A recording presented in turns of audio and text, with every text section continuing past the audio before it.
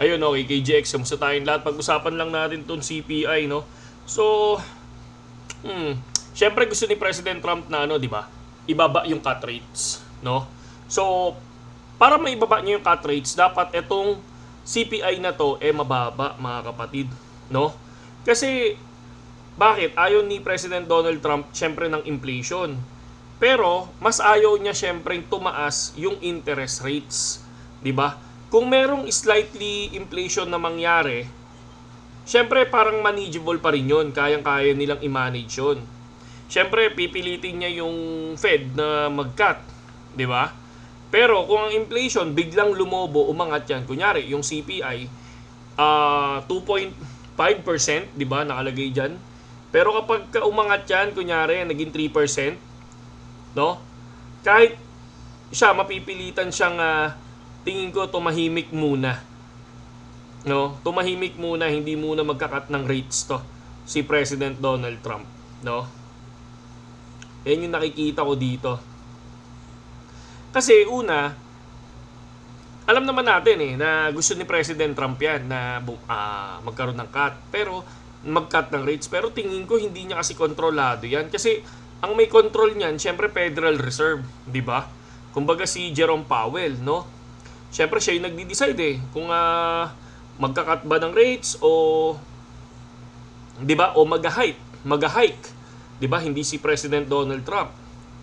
Di ba? Kahit i-pressure pa ni President Donald Trump yan di ba? Kung mataas pa rin ang CPI, di ba?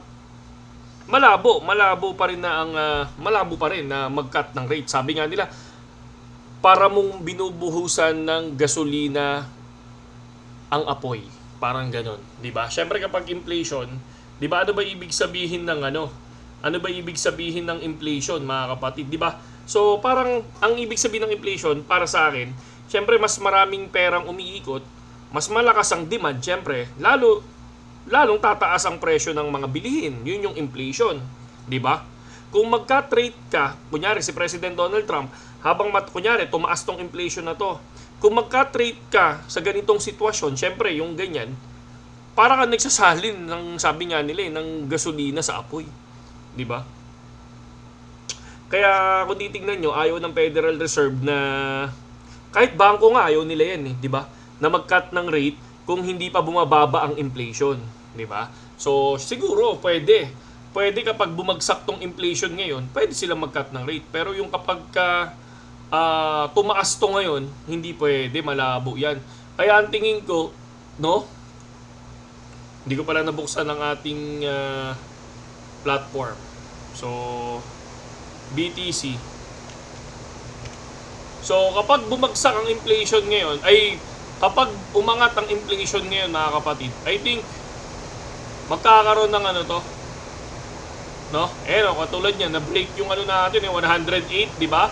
Nag 110, mga kapatid, congratulations Pero tulad ng sinabi ko, hanggang 115 to 120 lang ako. So kapag nag-cut ng rates yan, ay kapag tumaas ang inflation, possible bababa. Tapos syempre, hindi pa makakapag-cut ng rates, possible baka biglang bumaba ulit yan.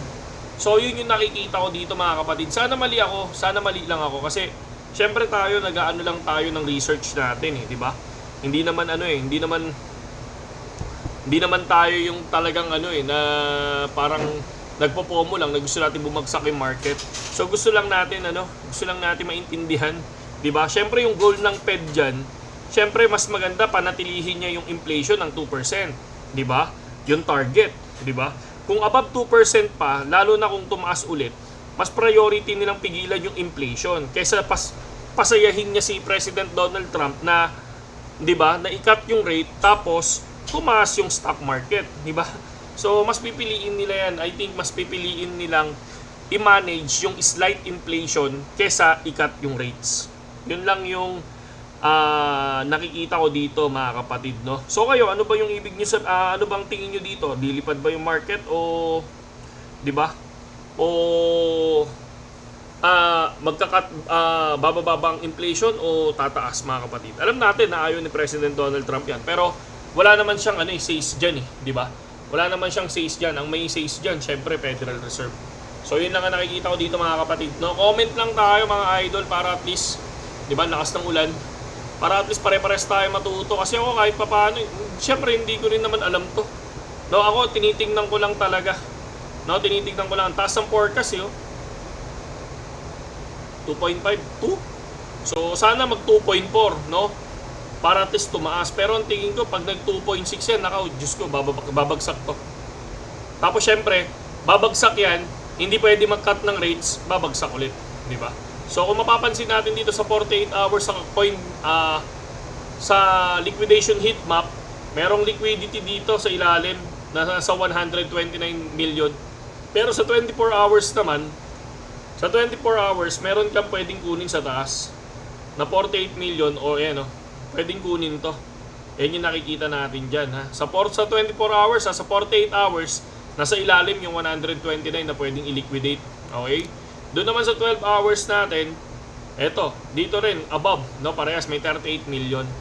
Pero sa 48 hours, mga kapatid, merong i-liquidate dito na 129. Pwede nyo rin tingnan yung 3 days. Sa 3 days natin, nasa ilalim talaga lahat. 129 din. Tapos sa 1 week, mas maraming i-liquidate sa ilalim. Okay? So, yun lang kay GX at saludo sa inyo lahat.